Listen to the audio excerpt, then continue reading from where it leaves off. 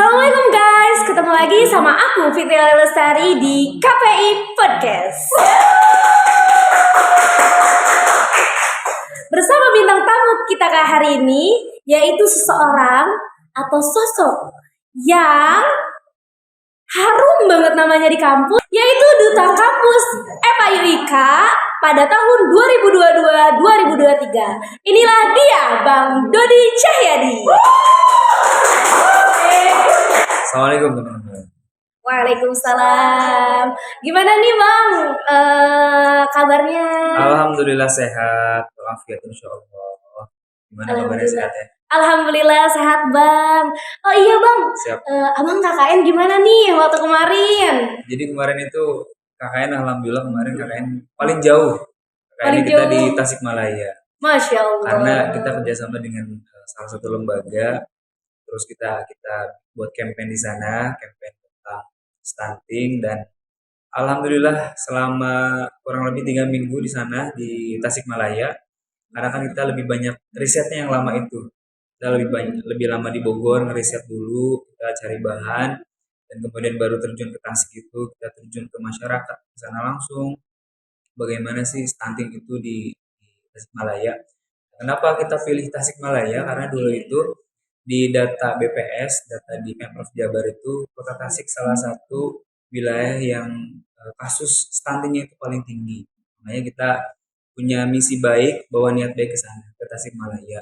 Dan alhamdulillah kita menghasilkan sebuah karya, ada film namanya film Pahlawan Generasi. Wah, film Pahlawan Generasi bisa nih teman-teman nanti di rumah menonton. Ya, ada di channel YouTube-nya. Oh, apa tuh Tinggal kira-kira? diketik Pahlawan Generasi. Oh, Pahlawan Generasi. Insya Allah keren banget.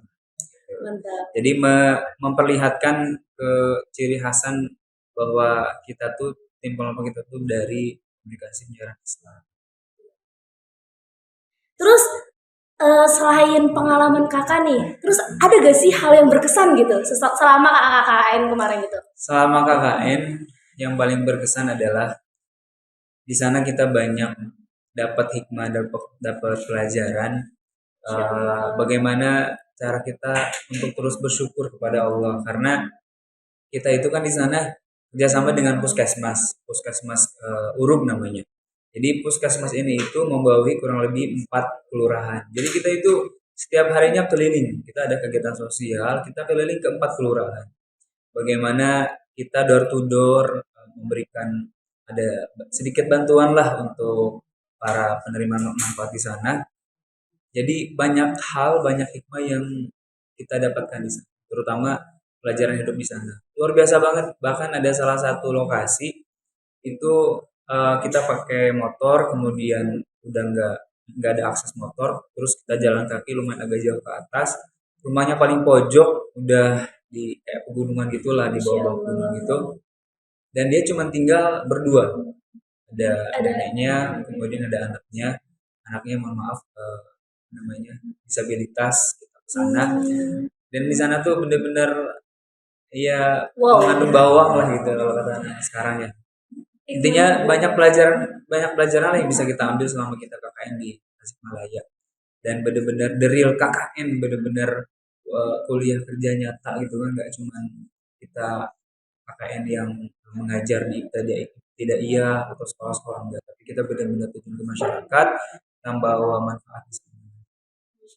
Oh, banyak sekali yang bisa kita berikan di sana.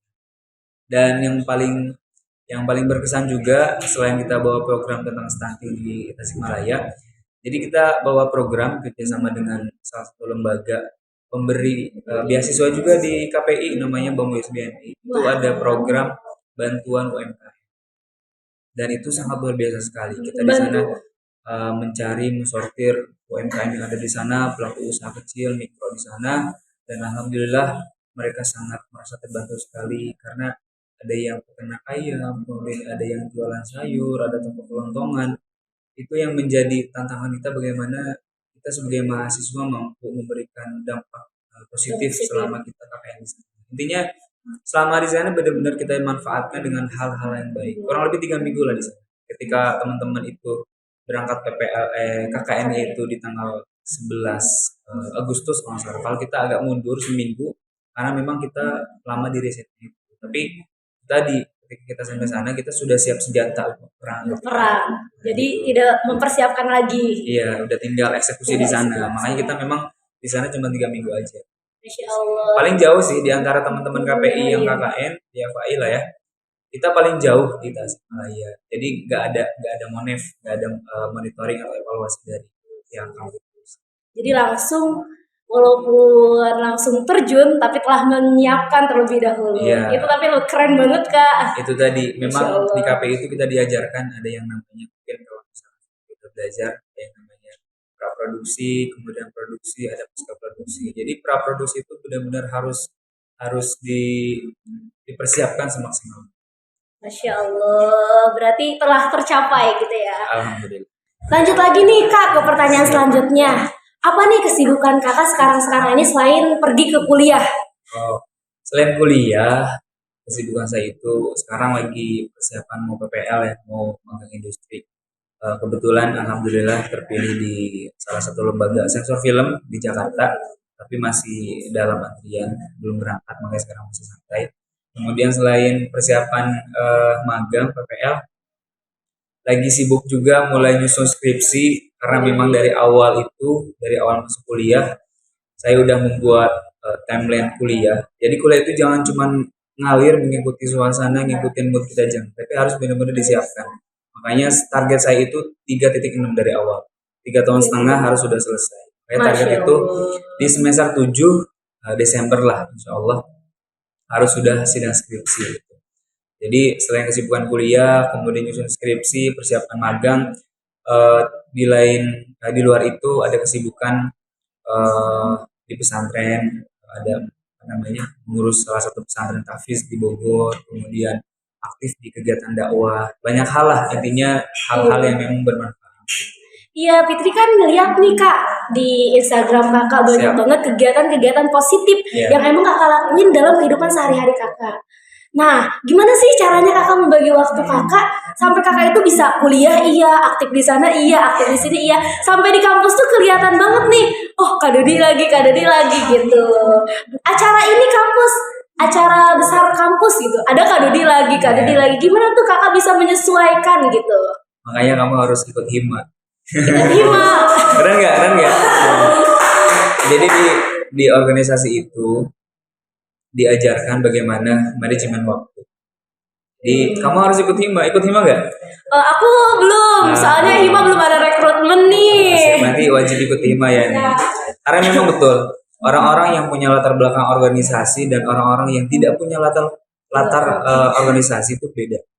Orang-orang yang punya latar belakang organisasi itu benar-benar mampu untuk memanajemen waktu.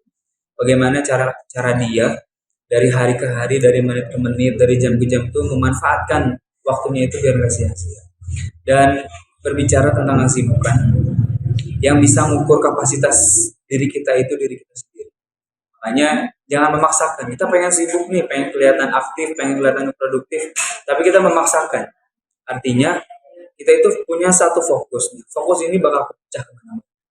Jadi dan kalau prinsip kakak itu, kakak kalau misalkan udah masuk di salah satu organisasi, kalau nyemplung harus nyemplung sekalian, harus dimaksimalkan, jangan cuma ikut-ikutan, jangan cuma pengen eksistensi doang, jangan. Tapi harus benar-benar dimaksimalkan. Dan alhamdulillah di intern kampus aktif gitu kan. Dulu di semester awal itu sampai semester 4 lah, 4 ke 5 lah.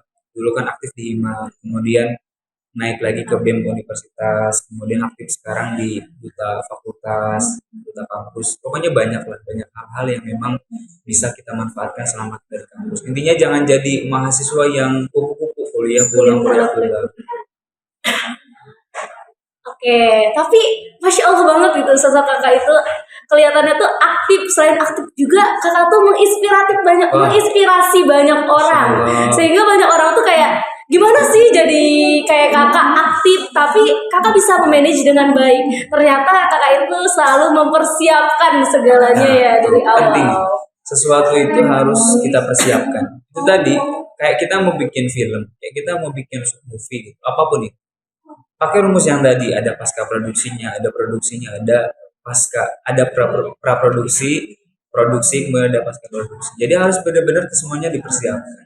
Berarti kakak itu lebih kayak wow banget gitu. Apa-apa yang dipelajari di dalam kelas, yaitu dipraktikkan dalam kehidupan sehari-hari, Iya, wajib. sehingga teratur gitu Wajib banget manajemennya. karena kuliah itu di kelas paling kita hanya dapat berapa persen. Jadi lebih banyak itu kita dapat di luar. Kenapa IPK itu cuma 4,0? Tahu gak jawaban? Gak tahu tuh gimana tuh kak? Kalau kita di SD, di SMP, di SMA itu kan nilai sampai 10 kan nilainya. Nah, kenapa kita kuliah itu IPK cuma 4,0? Karena yang namanya itu bakal kita dapetin di organisasi, kegiatan-kegiatan yang lain. Itu harus dimaksimalkan. Jadi kalau kita cuma ngejar jadi mahasiswa akademisi yang pintar dalam segi ilmuwan itu sama saya. Kalau kita nggak aktif di organisasi, ya kayak seperti inilah kita ngonten itu kan aktif mengembangkan potensi yang ada dalam diri. Masya Allah. Berarti teman-teman semuanya nih, selain kita berkuliah di dalam kelas, kita juga harus aktif di luar kelas. Iya, itu penting banget karena itu untuk mendongkrak, mengupgrade kapasitas yang kita punya. Jadi jadilah orang yang punya kapasitas. Ketika kita jadi orang yang punya kapasitas itu bakal dicari orang.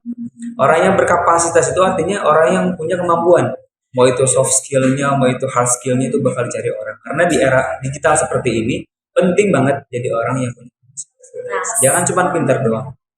sip kak. Terus nih pertanyaan selanjutnya, Pece pengen nanya nih sama kakak. Siap.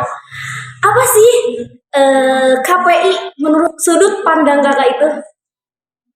KPI itu salah satu jurusan yang bikin saya jatuh cinta masuk ke UIK.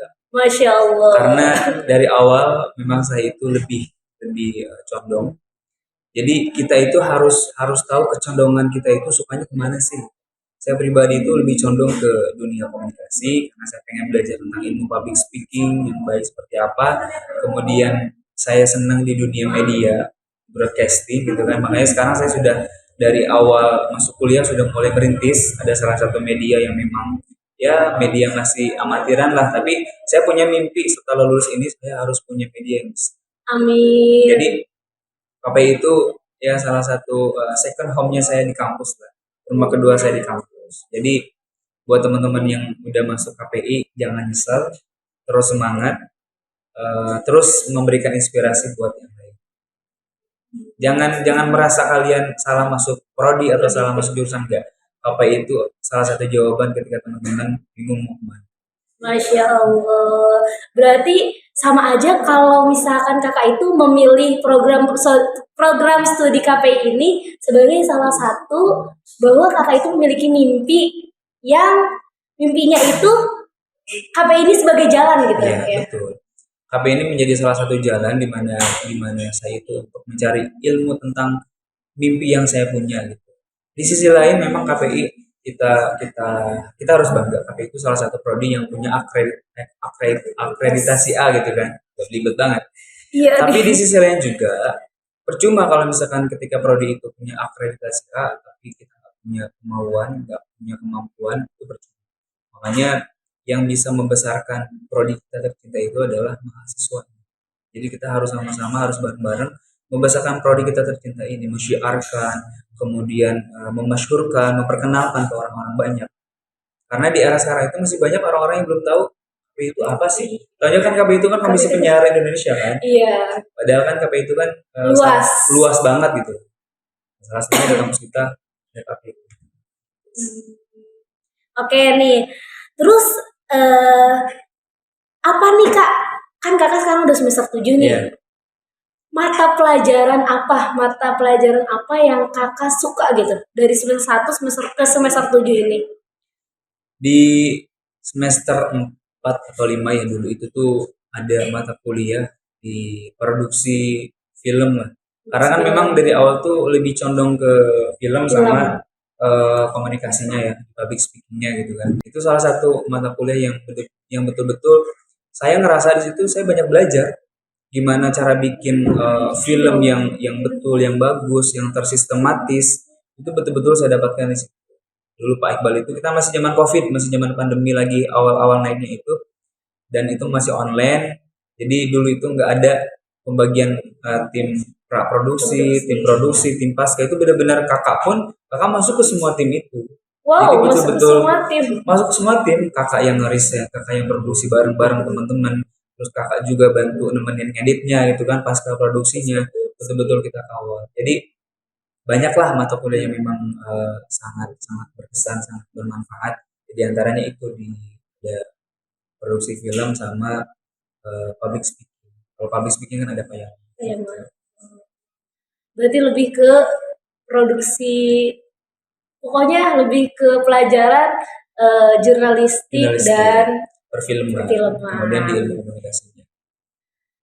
Menurut kakak, mata kuliah apa nih yang memiliki tantangan tersendiri? Gitu? Wah, jelas itu jawabannya sudah kita Sudah. tahu sama-sama. Mata kuliah di semester 4 dan 5, Medlit. Medlit. Metodologi penelitian itu sangat luar biasa sekali tantangan, dan itu sejarah loh di angkatan saya itu yang remedial itu hampir kurang lebih 40 orang.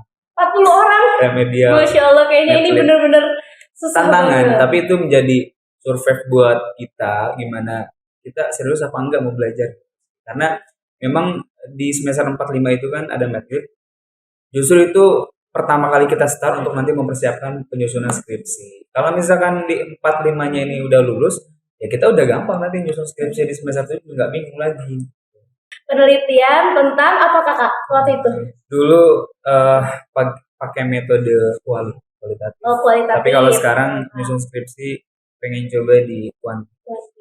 Jadi sama-sama belajar lah, ada tantangan baru. Mencoba tantangan baru, berarti kakak lebih suka itu mencoba suatu hal yang baru-baru. Iya, karena tugas kita itu berjuang dan belajar. Jadi harus berjuang dulu, belajar dulu, menyerah itu belakangan. Kalau kita capek, istirahat dulu terus lanjut. Oh iya kak, sebelum kita lanjut lagi ke pertanyaan, kita minum dulu. Di sini disiapkan nih. Ada minuman apa nih? Minuman syukur. Syukur asal. Ini kebetulan haus banget. Iya, dari tadi ditanya-tanya tapi nggak ditawarin minum. Dari tadi saya nungguin ditawarin. Oh. Nungguin. Enak banget ini. Rasa Milo. Manis kayak saya. Ya, jangan lupa di order. Jangan lupa di order guys. Iya dong, wajib. Siap. Terus nih, apa pengalaman yang paling berkesan di komunikasi penyiaran Islam ini, di prodi ini? Pengalaman yang paling berkesan di prodi KPI ya, di angkatan 2019. Angkatan kakak itu salah satu angkatan dulu ya, di 19 itu menjadi rekor baru di prodi KPI karena kelasnya paling banyak, 3 kelas. 3 kelas. Sekitar kurang lebih, pertama itu sekitar 110 sampai 115 lah dulu. Ya biasa kan, seleksi alam kan. Kesini-sini berkurang. Dan angkatan kakak itu termasuk angkatan yang alhamdulillah itu masih masih kompak gitu kan dari awal sampai sekarang. Dan kita sering banyak punya kegiatan atau proyek bareng gitu. Pokoknya yang paling berkesan itu dengan teman-teman angkatan sendiri kalau di KPI. Sampai sekarang kita masih terus komunikasi sesuai jurusan kita gitu kan. Terus bangun komunikasi, jaga komunikasi sampai dengan sekarang. Biarpun di sisi lain teman-teman ada yang punya kesibukan masing-masing kan. Karena sekarang udah kepecah nih kan, ada magang di Jakarta, ada yang magang di Bogor. Intinya banyaklah hal-hal yang berkesan selama kakak di prodi komunikasi penyiaran Islam. Masya Allah. Berarti lebih ke kayak teman-temannya itu loh yang kompak. Iya, circle kita aja, circle KPI. Selain itu lebih banyak lagi lah. Nih kak, pertanyaan lagi nih buat kakak. Apa sih pesan dari kakak buat adik-adik tingkat? Pesannya singkat dan sederhana. Sekarang kan udah di semester ganjil kan, di semester 1, 3, dan 5. Pesannya itu adalah terus semangat dan memberikan prestasi yang terbaik untuk KPI kita tercinta. Mumpung masih di semester bawah nih kan, harus tahu dulu nih, oh kecondongan kita itu, minat kita itu ke arah mana sih gitu. Dari mulai sekarang teman-teman harus tahu kecenderungan teman-teman itu kemana. Teman-teman itu hobinya kemana sih. Mumpung masih jauh langkahnya gitu. Jadi nanti ketika teman-teman ada pemilihan konsentrasi atau penjurusan, teman-teman udah nggak salah langkah untuk menentukan pilihan. Jadi terus semangat, terus memotivasi buat semuanya, dan makin aktif dan kreatif dan makin Alhamdulillah podcast hari ini telah selesai. Makasih Sama-sama, Bang Dodi telah menyempatkan Fitri. waktunya pada hari ini. Terima kasih juga atas undangannya, luar biasa. Marilah kita tutup podcast hari ini dengan mengucapkan Alhamdulillah. Wassalamualaikum warahmatullahi wabarakatuh. Waalaikumsalam warahmatullahi wabarakatuh. KPI Bisa. KPI Bisa. KPI Bisa.